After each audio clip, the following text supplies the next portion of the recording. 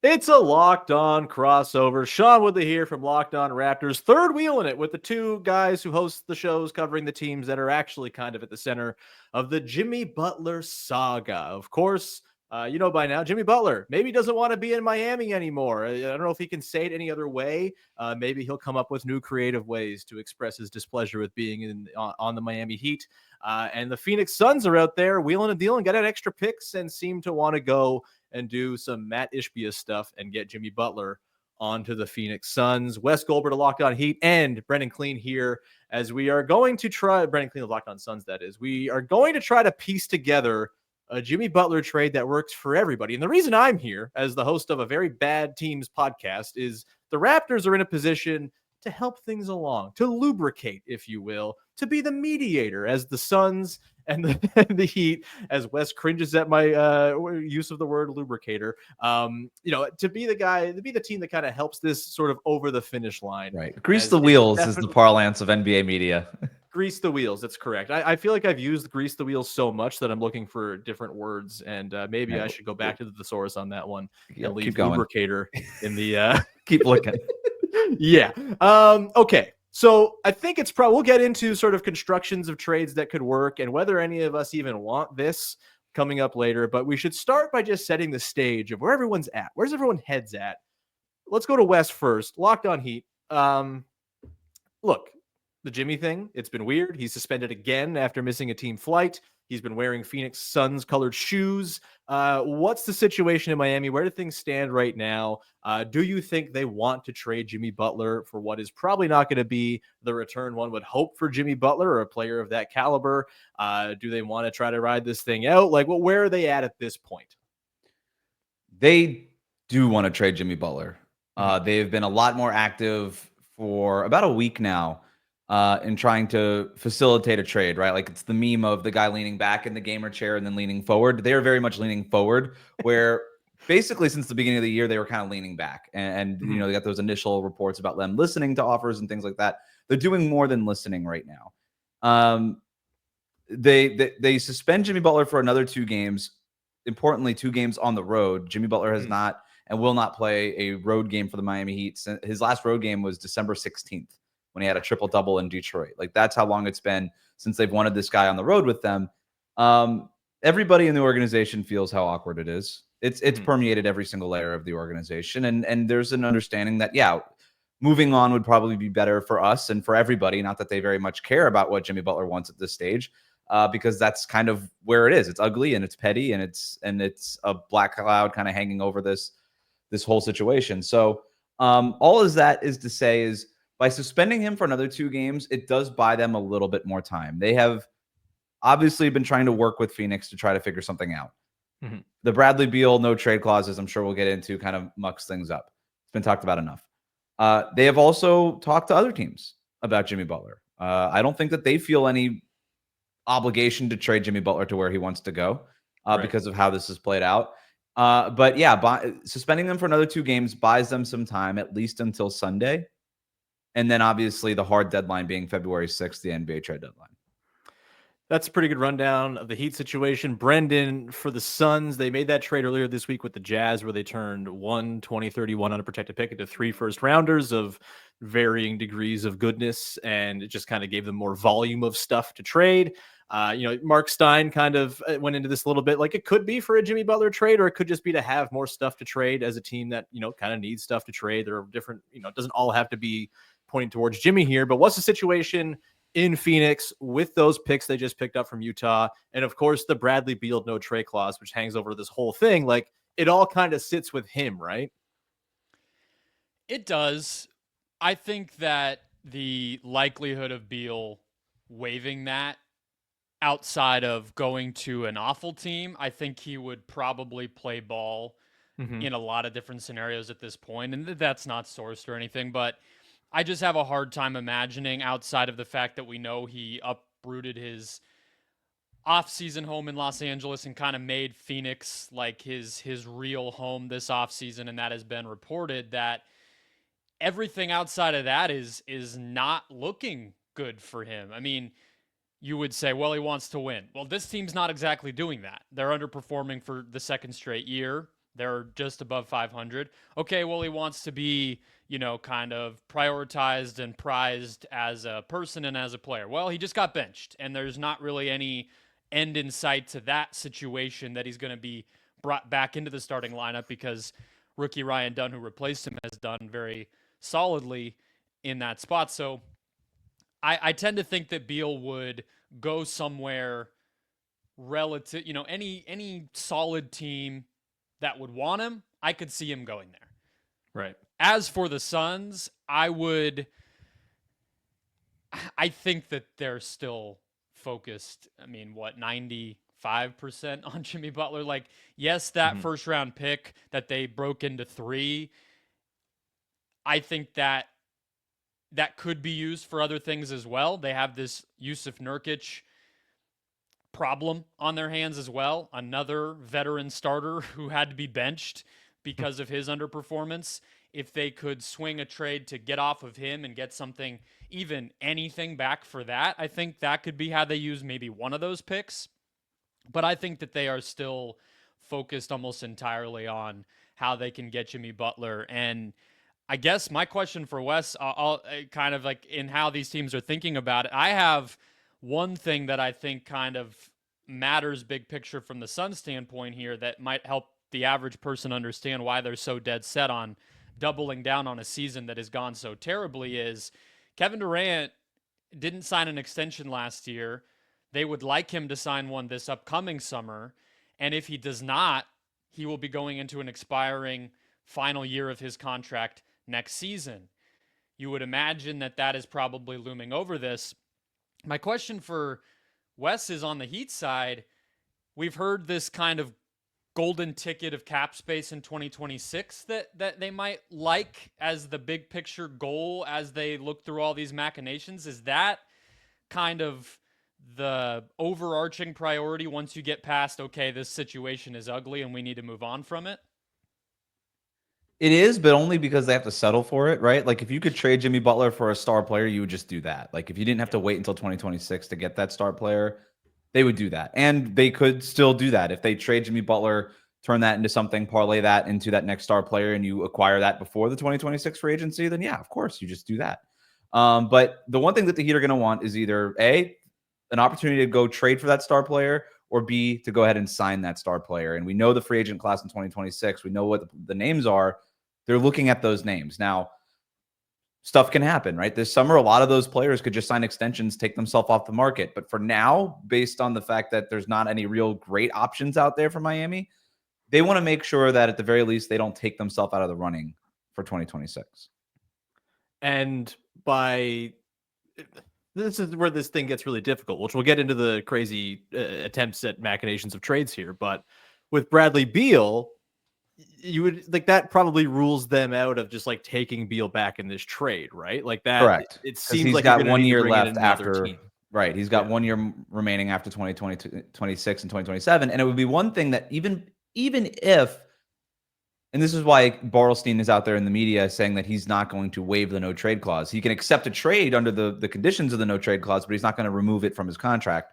If he were willing to remove it from the contract, I think the Heat would be at least more willing to entertain trading for Beal, because at least by that year, he'll be an expiring contract. And that's just much easier to deal. Even under this CBA, it's a lot easier to trade that than right now. But if he's not willing to waive that no trade clause, and that comes with him, I mean, that's what he didn't want 2 years ago when they were initially linked to Bradley Beal, and Bradley Beal had them as his number one option. But they said, unless you're going to get rid of that no trade clause, we're not going to do it, because the Heat, they value flexibility. Unless as long as they're not a team that they feel are in championship contention, the other thing that they want is flexibility to make sure that they can make those moves to get back to contention. Right. Yeah, and where the Raptors come into all of this, as we'll get into some potential constructions of deals and other teams that might be involved. Are the Bucks still around? There was some maybe water poured on that idea by Chris Haynes yesterday. But the Raptors' role in all this is just like we talked about off the top. an agent to make all this a little bit easier financially. The new CBA is real difficult to make trades in. Thanks, Adam. Thanks, PA. We're having so much fun with the trade machine and all of our law degrees it requires to use it now. And the Raptors have some stuff to work with to help make life easier. They're not the Pistons. They don't have just cap space that guys can be dumped into, but they have a lot of expiring contracts. Bruce Brown makes $23 million bucks. He's a free agent this summer. You've got Chris Boucher makes about $11 million bucks. He's a free agent this summer. Davion Mitchell makes $6 million bucks. He's a free agent this summer. And even Kelly Olynyk for a team like the Heat, he makes $13 million bucks until the end of next year. So he would come off the books for that 2026 summer as well. He's been rumored as a guy the Raptors might move here too. Bruce Brown seems like the big sort of piece in all of this as a matching agent in these trades to help something get to the finish line. And the Raptors have some room. They're like $11.2 million bucks under the luxury tax. This is why they're able to kind of play the mediator, the team that can kind of get this thing to where it needs to go, if in fact it's going to get where it needs to go. But I can tell you for one thing, they're not going to be the team that takes on Bradley Beal. And I highly doubt Bradley Beal's like, yes, let's waive to go to Toronto to play for an 11-32 basketball team that probably doesn't want me. I don't think that is one of those teams that Brendon was alluding to that might be of Beal's sort of preference if he were to waive the no trade clause. So that might involve a fourth team having to come in here. We could talk about what team that might be, how it might all work, and some various constructions of deals that could go down here coming up here in just 1 second.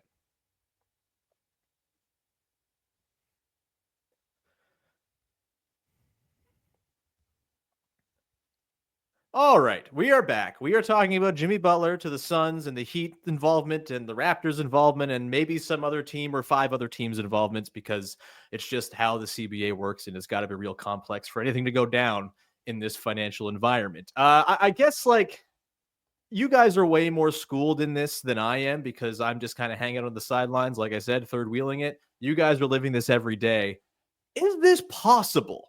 Is there a world in which this happens? I guess Wes will throw to you. Like, first of all, what are the salary implications beyond just the Bradley Beal no trade clause, which we talked about? But like, what are the things at play? The Heat are a first apron team. For those who are, again, not schooled in the intricacies of the CBA, perhaps, what does that mean for them and what they can and cannot take back, and why a third team or fourth team might have to be involved here?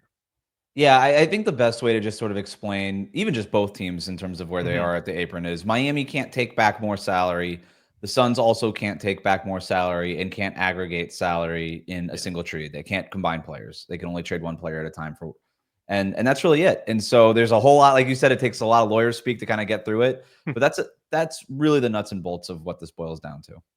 Yeah, and ultimately, like, front offices are inventive. Where there's a will, there's a way most of the time, but it's going to involve multiple teams here. That's where the Raptors come in. The Bucks, again, were talked about earlier this week and reported by Ira Winderman and, a few other folks kind of out there just kind of sprinkling their name into the ether. But that one seems bizarre to me because, like, it doesn't make any sense to me for the Bucks to go gut their team to build around like a Bradley Beal, Damian Lillard backcourt for the future. That seems like a one-way track to Giannis wanting out in no time. And so, there might be another fourth team involved, but if these 3 teams are involved, have you guys like played around with the trade machine at all to figure anything out? I kind of have like a couple constructions in my mind that kind of work, but it all hinges on Bradley Beal going to Miami, which, as we talked about, is kind of a roadblock unless Miami gets a change of heart, or like you mentioned, he waives the no trade clause outright.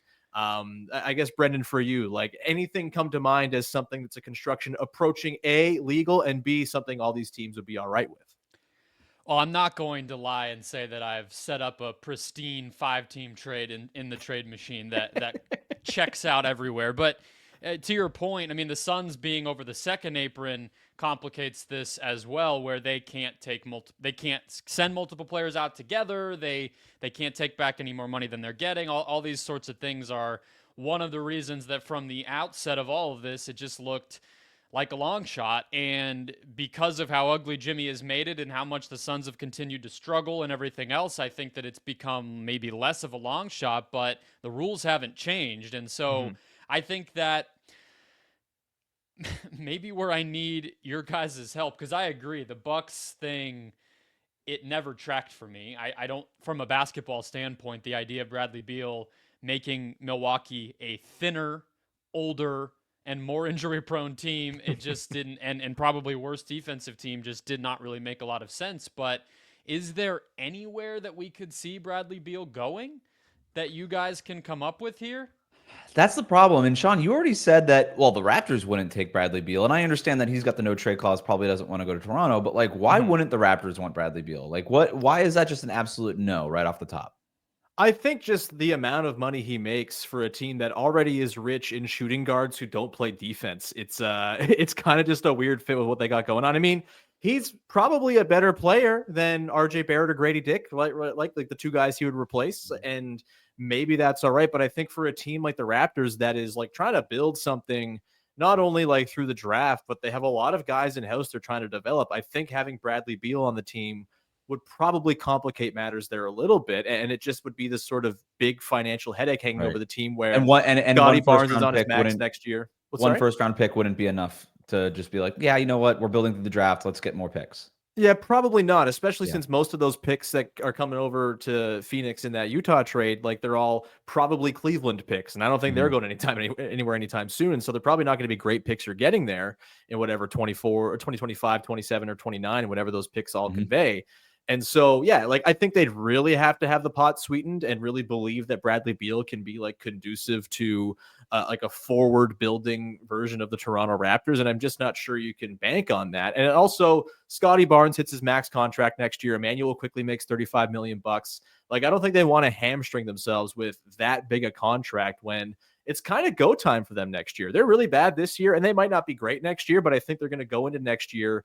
You know, they're going to have a very high pick, most likely. Maybe they get super lucky and get a Cooper Flagg or Dylan Harper who help accelerate things along. But even if they don't, there's enough young talent here and guys who are sort of, you know, very early in their progression as players that you could talk yourself into this team having something like a Pistons-like jump from being a very bad bottom of the East team to somewhere more towards the play-in and sort of using that as a launching pad for more down the line.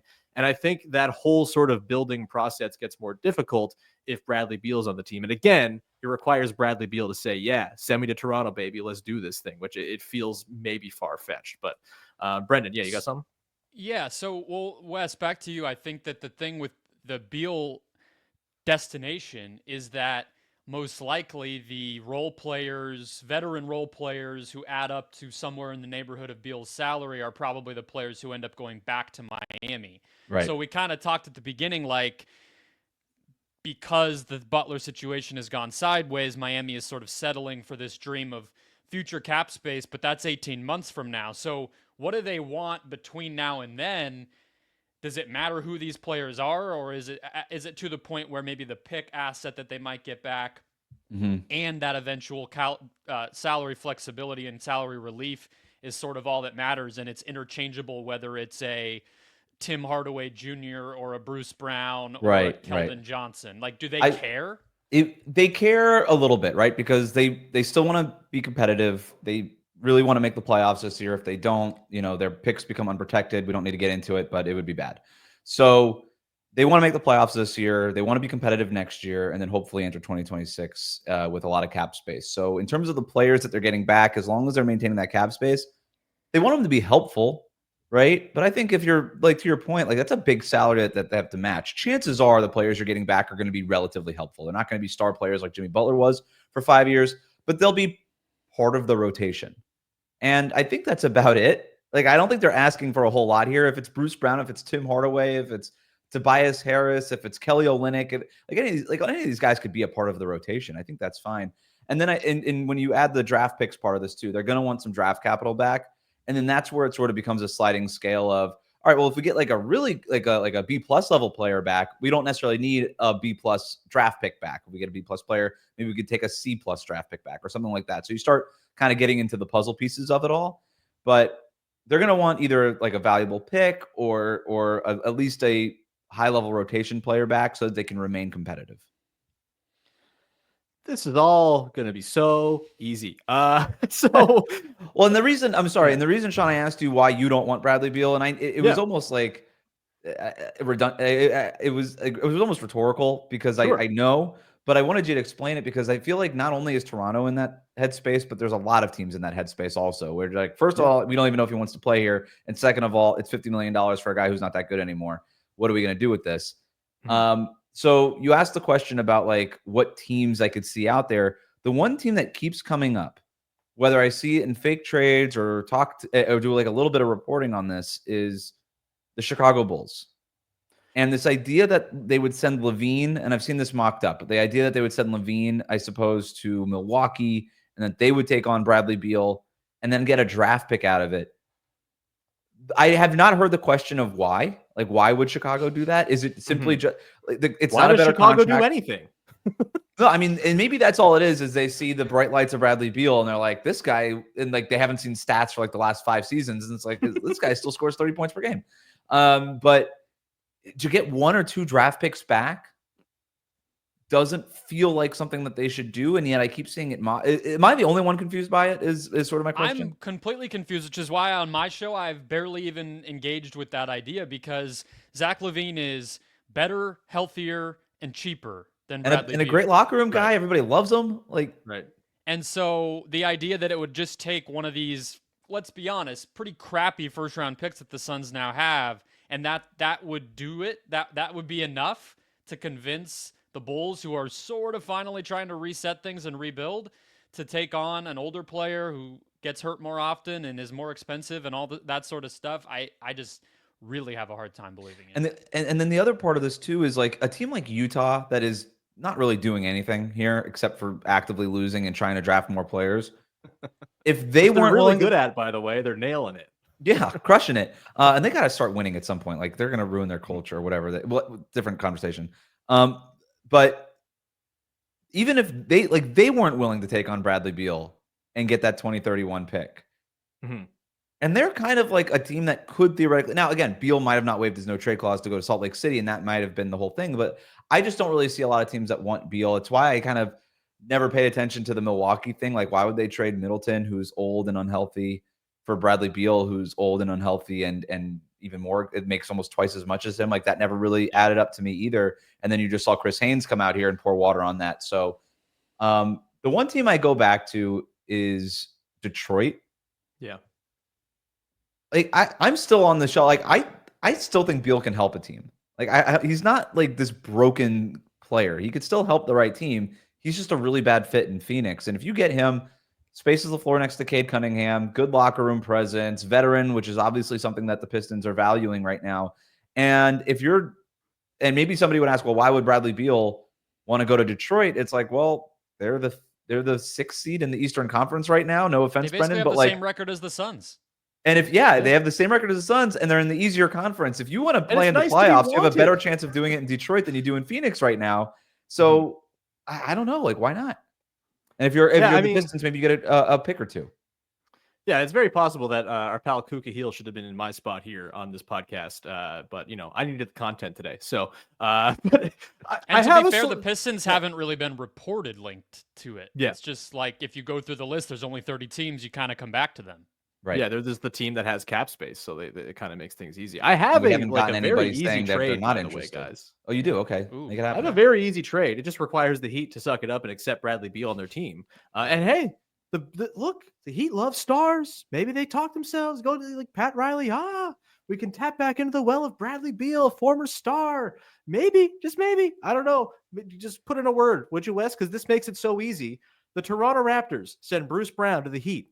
The Butler thing goes to the Suns, and then Bradley Beal goes to the Heat. And to make it all work and make the salaries adequate, the Miami Heat dump Terry Rozier to the Toronto Raptors. And then we figure out the picks from there.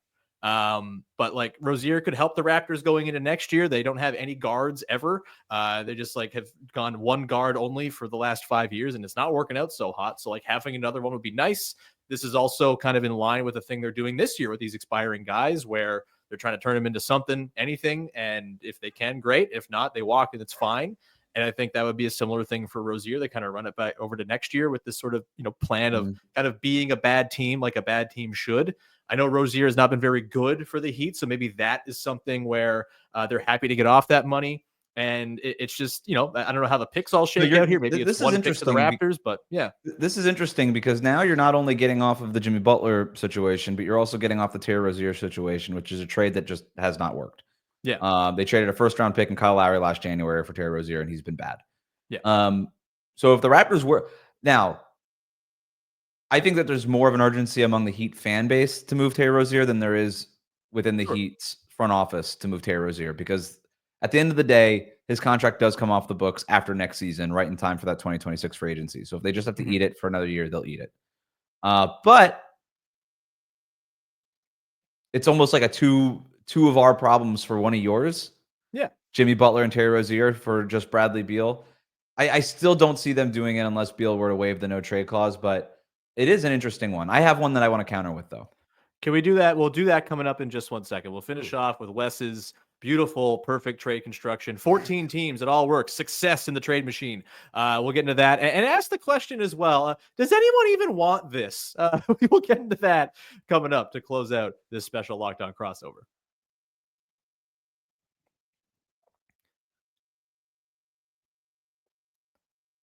All right, Wes Goldberg of Locked On Heat has himself a trade. What you got? What's your suggestion here to make all this Jimmy Butler craziness go away? So it's a 4-teamer that includes all of our teams plus Detroit. Okay. The Suns get Jimmy Butler. Congrats. I like Brendan's whole role here is like, I'm getting Jimmy Butler in this one too. Like, it's because that's all the Suns can do. They can't do anything else. And Beal is going where? Yeah, you're going to suggest a trade that doesn't include that, and my box on the screen will just disappear. Right. I have 2 trades, but this is the first one. So I got Jimmy to Phoenix. Beal goes to Detroit. The Raptors get Tobias Harris and Tim Hardaway Jr. Okay. So you get Hardaway's expiring, and then Tobias Harris is sort of like the Rozier thing. It's like decent player, kick it into next year. Maybe he's an expiring next year that you could trade and flip for something else. Sort of Bruce Brown 2.0. And then the Heat get Bruce Brown's expiring, Chris Boucher's expiring, and then Kelly Olynyk, who's under contract through next year, obviously has some familiarity with Miami. That's the trade. Oh, and then the Suns have those 3 first-round picks.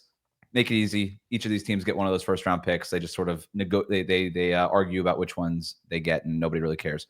But yeah, the 3 first-round picks split amongst the Heat, the Pistons, and the Raptors.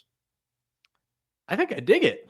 I think I'm in this. Yeah, for the Raptors end, it's, what happens with the salaries they bring in, as long as they're not super long-term money and they're coming off by the end of next summer where, they don't think they want to commit to this sort of have these veterans they don't really want for too many years thing. But next year, they're probably not going to be amazing. So certainly could work. Hardaway's an expiring. That's fine. And then, yeah, you get a pick out of it. You turn the problem is, I guess, it's not a problem necessarily. I think the Raptors kind of fancy themselves able to get a bunch of seconds for Olynyk and Brown and Boucher, maybe like 1 for each individually. Does getting 1 sort of first rounder for those 3 guys maybe not quite scratch the itch? I honestly think it's fine, because I think second rounders are just candy you can pick up for $1 at the store and it's fine. And if you can get a first, like, there's some cachet to having one of those on hand. And so I don't think I'm totally opposed to it. Considering a month ago, I thought they were getting absolutely nothing for Bruce Brown or Chris Boucher or Kelly Olynyk, who could barely move a month ago. Turning all 3 into a first rounder doesn't sound terrible. And head, there's maybe more they can do with Tobias Harris next year, closer to the deadline, or he just walks and you get that salary relief. So I don't think this is like maybe quite as good as the Rozier idea if the Heat just want to suck it up and take on Beal, but I don't think I would lose my mind if this were the deal either. What do you think, Brian? Yeah, I mean, like you said, as long as the Suns get Jimmy Butler and send away Bradley Beal, I mean, that's just to, I guess, add some color on that side of things. I've mentioned multiple times, this season and this construction of this Suns team is questionable regardless of whether they get Jimmy Butler or not. So I do think for the Suns that a big part of the push would be the ability to get off of Beal.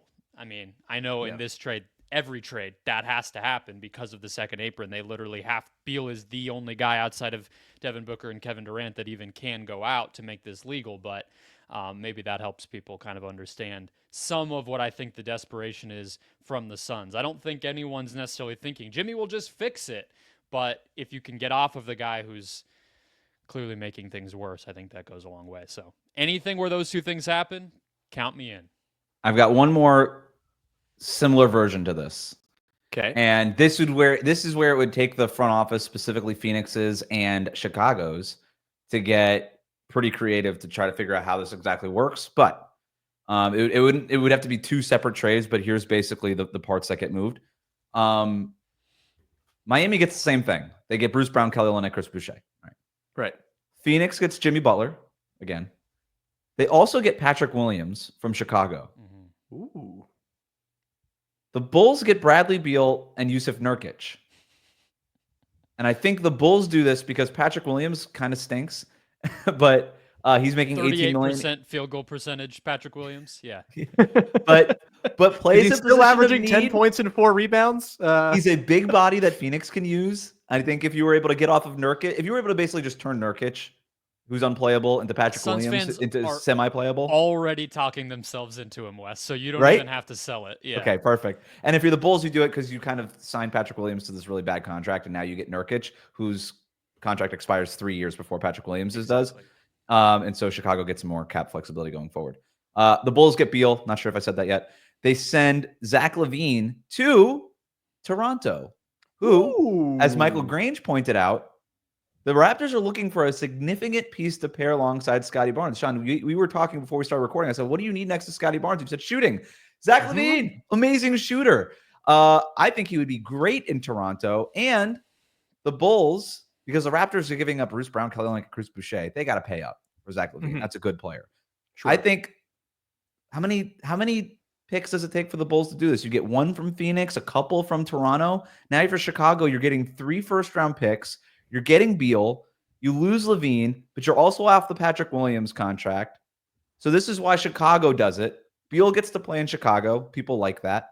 The Suns get what they want. Toronto gets their significant piece, and Miami gets what they want, which is not Jimmy Butler. It's not crazy.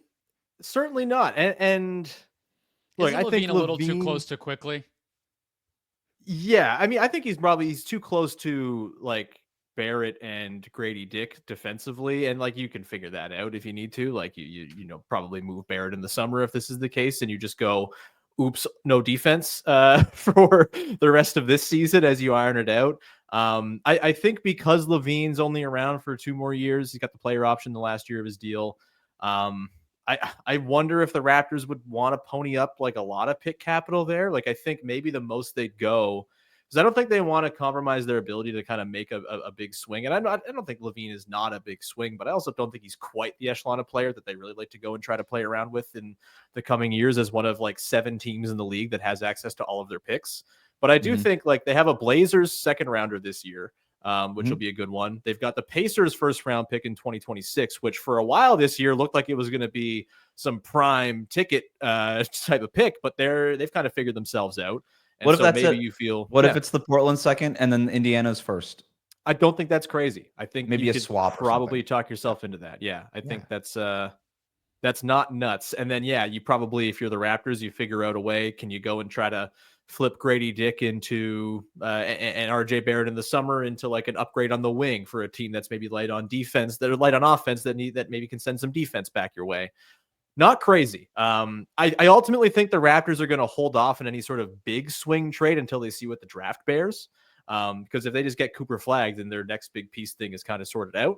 But of course, that's not a super likely thing. I just don't know if they're going to want to kind of burden their books too much before they know what this summer produces draft-wise. But I don't hate it, Wes. And I know there's a few people who listen to Locked On Raptors who are little sickos about Zach LaVine, who will love that you just threw his name out there. Hi, Ben. And so, yeah, I think I don't know if we have any closing thoughts here. If we want to wrap it up, or Brendon, if you have any parting shots on this one. I feel like we've done some good trade machining, though, guys. We've done a great job. Salute to all of you guys. My box was very easy to check, but for what it's worth, the Suns have worked in a very specific way since they notoriously blew through the second apron, as the owner said it to Brian Windhorst in the summer of 2023. They have basically shopped around these deal formations, these multi-team deal formations, and then just said, plug yourself in here. And in the Yusuf Nurkic or the DeAndre Ayton offloading, when they got in on the Damian Lillard mess, they didn't know if they were getting Grayson Allen or Victor Oladipo until like the week it all came together. They just knew the deal works legally with all of our rules in this way. These teams may be involved, and these salaries on those teams fit. And so the latest that we've heard here locally in Phoenix is that the Suns are shopping around a 5-team construction. We know the other team, one of them has to be Miami, of course, and they're just trying to find 3 other teams who work. So they are literally doing exactly what we are doing. And I frankly, because we've talked about how basic this Suns ask is of, we get off Beal, we get Butler, we have these 3 firsts and 1 second, and hey, if we could get off Nurkic, that'd be great too. They are just probably working the phone saying, okay, here's the guys on your roster who fit in the holes we have in this formation. Yes or no? Okay, no. All right, next team. You know what I mean? And so it is it's a very silly world that I think the CBA has kind of forced all these teams to live in, but it is the reality. And once they can find those magic other teams, I think this thing just gets done. It's just a matter of if. That's an interesting thing there. And at the risk of us going too long, like, Brendon, do you think, you said there's a 5-team construction, just sort of, take your puzzle piece and put it in there. Do you think it's only Phoenix and Miami, or do you think maybe there's a 3rd team involved that says, yeah, we've got that, we're ready to play ball here, find the other 2 teams? Very well could be. I mean, it's John Gambadoro, whom people might know from Twitter at this point, who's broken a lot of Suns news, and he's usually pretty good about being specific and not, being vague. So I think if that other 3rd team was concrete and locked in already, we probably would already know it. But there could be some use for that team to, not want that out there, because if it doesn't happen, then it's only so many guys that could have been going out, and then that gets a little messy. So we'll see. But they clearly have a very specific idea of what it has to look like, and I think it's on the Suns right now to go out and get it. And that's why they do the trade with the picks that they do, because those picks are placed in those holes, and it's up to some teams to come scoop them up. And if it's going to be 5 teams and you got to dish it around and spread the wealth a little bit, having one 2031 pick doesn't really do you much good, because there's so much that has to get done within one deal. And so I think that's where they are. Well, my head hurts. For more Trade Machine Mad Libs, please tune in to our shows, Locked On Raptors, Locked On Heat, Locked On Suns. Surely not the last time any of us will be talking about this between now and February the 6th. Please be sure to follow, subscribe, rate, review, tell a friend. Of course, subscribe to our daily newsletters as well. LockedOnDaily.com to go and do that. You'll get it right to your inbox for free 5 days a week. Our thoughts, our takes, our national stories and coverage from Katie Heindel and Michael Shearer. It's great. Please go. Be sure to do that, and we will talk to you again very soon. Thanks so much for hanging. Bye. Do you do that after every show? I do.